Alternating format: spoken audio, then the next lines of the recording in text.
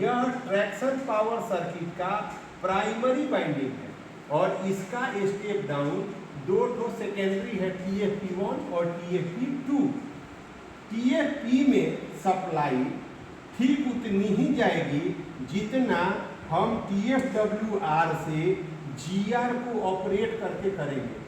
GR के बारे में चर्चा हो चुकी है कि GR को ऑपरेट करने के लिए SMGR जिम्मेवार है, SMGR को ऑपरेट करने के लिए MP है।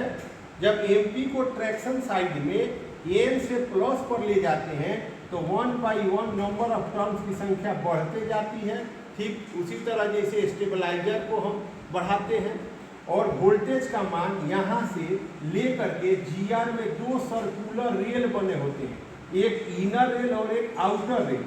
इनर रेल और आउटर रेल पर अलग अलग जो सेगमेंट और टैप जोड़े गए हैं, इसको GR के रोलर के माध्यम से इस टैप की सप्लाई, इस टैप की सप्लाई, इस टैप की सप्लाई, इस टैप की सप्लाई अलग अलग यानी इवन और ऑड पर हम इनर और आउटर रेल में देते हैं और इनर और आउटर रेल की सप्लाई CGR1, CGR3 और CGR2 के माध्यम से होते हुए TFP को सप्लाई मिलती है।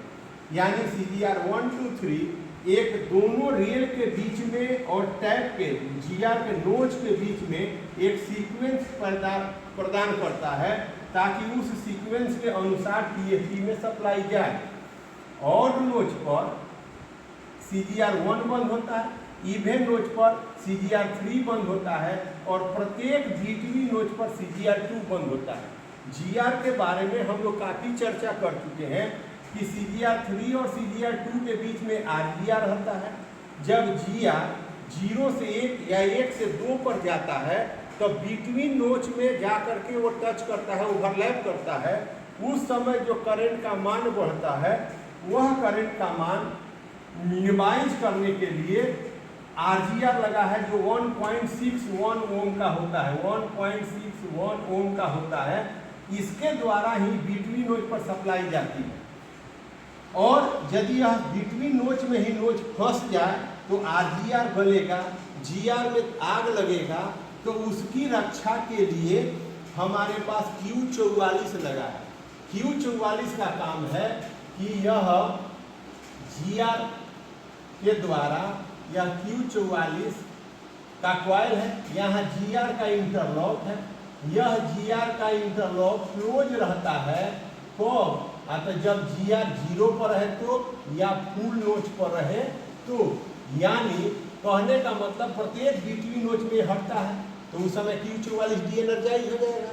Q44 जब डीएनर्जाइज होगा तो एम्प्टी डीजे के ब्रांच पर यहाँ पे Q44 का NOI लगा है, यहाँ पे QLM का NCI लगा है और तब आपको और बहुत सारा NCI है और एम्प्टी डीजे को सप्लाई मिलती है। एम्प्टी डीजे एनर्जाइज होकर के डीजे को क्लोज करता है। अब यदि यह यहाँ से सप्लाई हटेगी तो यह डी एनर्जाइज होगा। और आप लोग पढ़े थे कि कंडक्टर या रिले जब डी एनर्जाइज होगा तो NC बैठाएगा, NO हटा लेगा और जब एनर्जाइज होगा तो NOI इसका सर्किट को जोड़ के रखेगा। तो यहाँ तो जो ही बिटवीन नोच में आता है ये डी एनर्जाइज होकर के सर्किट को तोड़ेगा।